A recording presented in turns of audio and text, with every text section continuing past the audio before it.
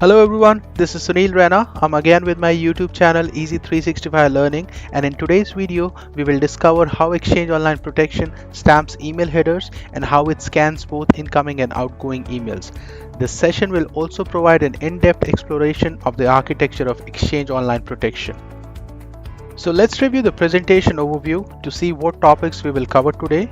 We will begin with an introduction to Exchange Online Protection, followed by the discussion of its architecture and the services it offers. Finally, we will explore how EOP scans incoming and outgoing emails and stamps their headers.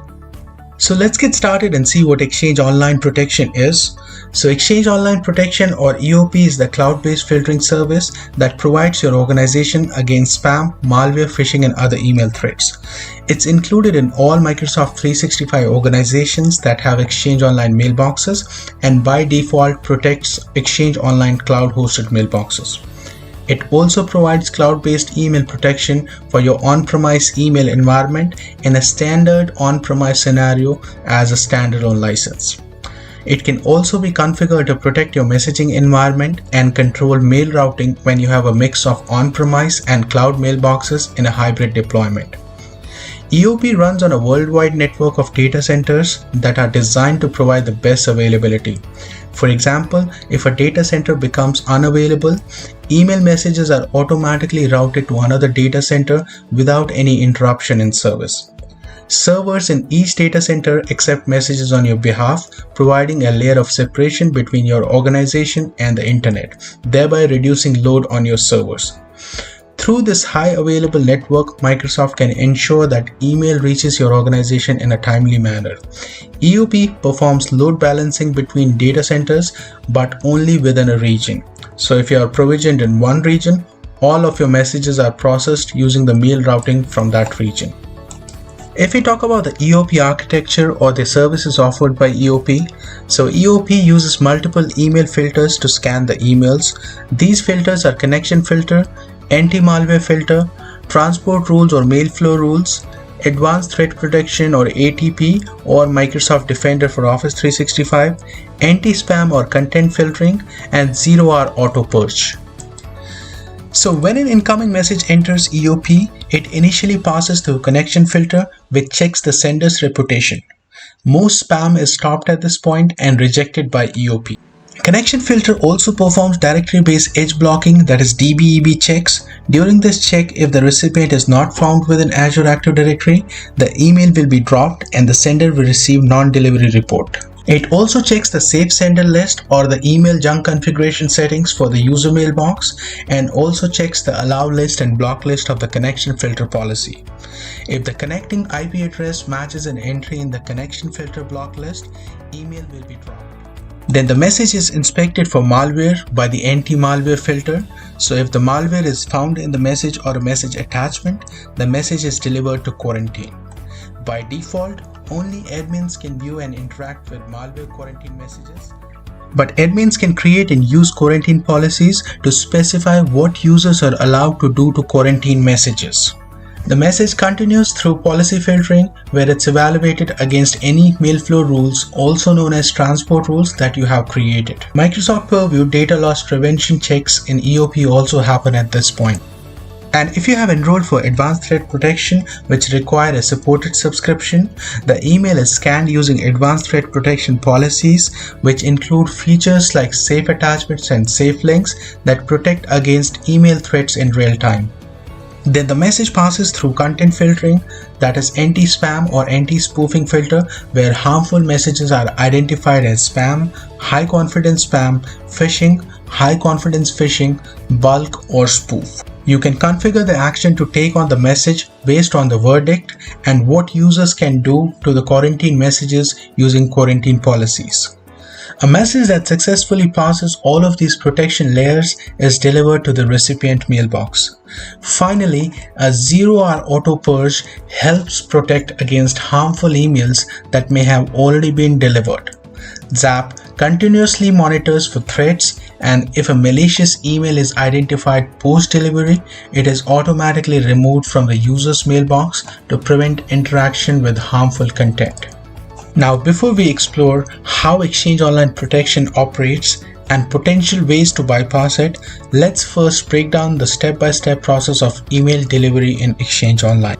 Actually, email communication involves a series of steps between the senders and the recipient's email servers. For instance, let's consider a user named Mike who uses Gmail and wants to send an email to Sam, whose mailbox is hosted on Exchange Online. Mike logs into his Gmail account, composes an email, and enters Sam's email address in the to field. Once Mike sends the email, it is picked by MTA, that is Message Transfer Agent, which hands it over to MSA, that is Message Submission Agent.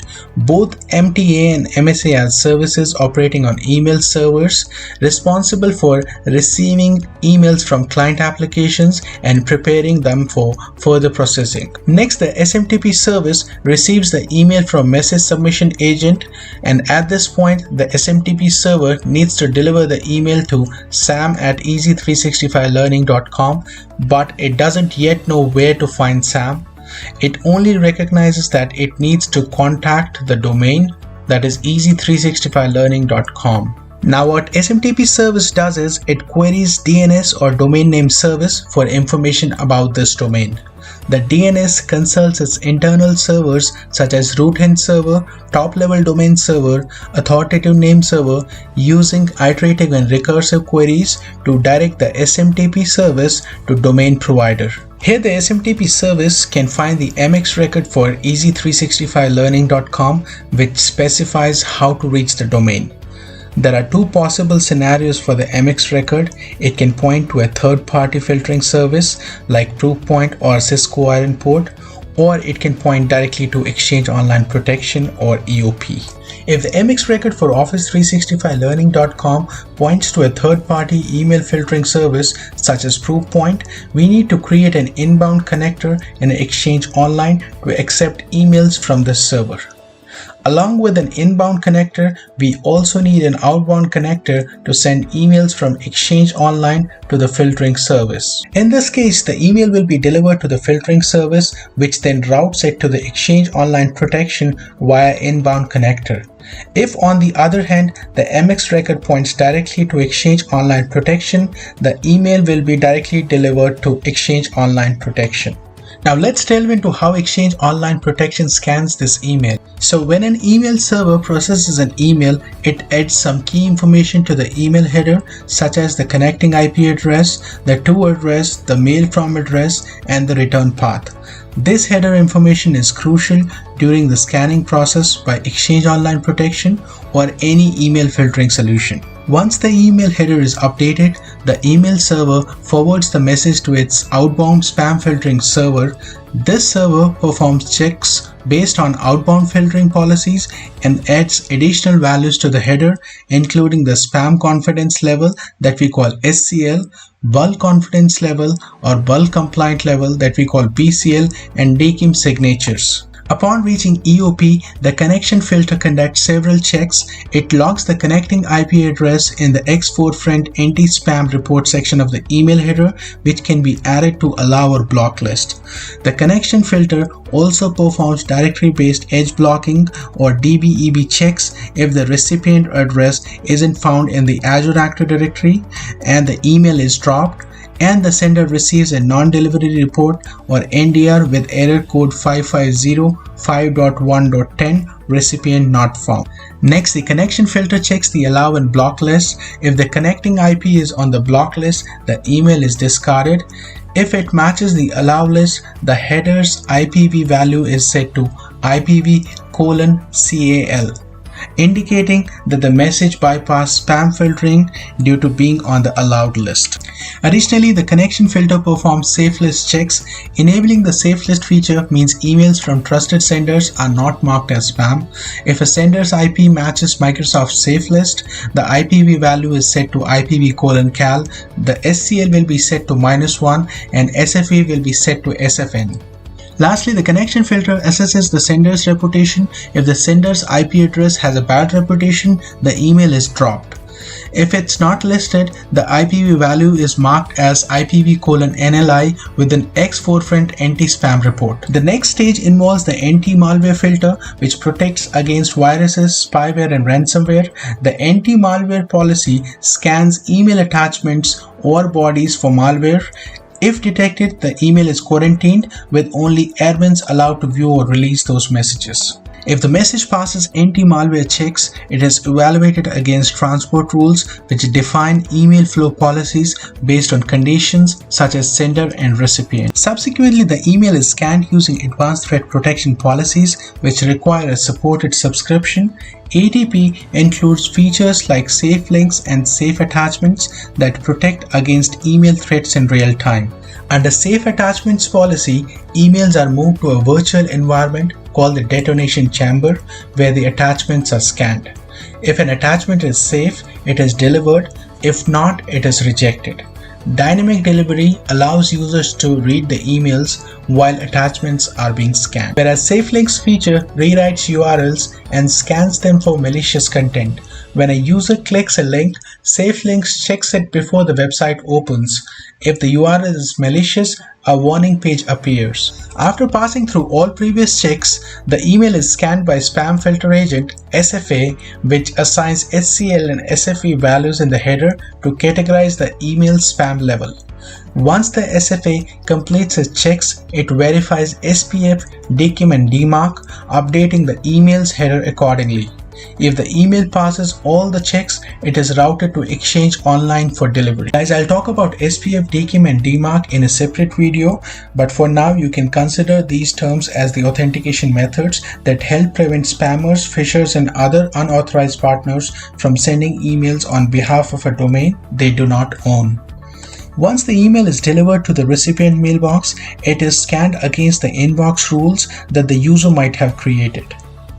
If there is a mailbox forwarding setup on the mailbox, the email will be delivered or forwarded to that particular address. Finally, zero-hour auto-purge helps protect against harmful emails that may have already been delivered. Zap continuously monitors for threats, and if a malicious email is identified post-delivery, it is automatically removed from the user's mailbox to prevent interaction with harmful content. Now let's talk about outbound mail flow.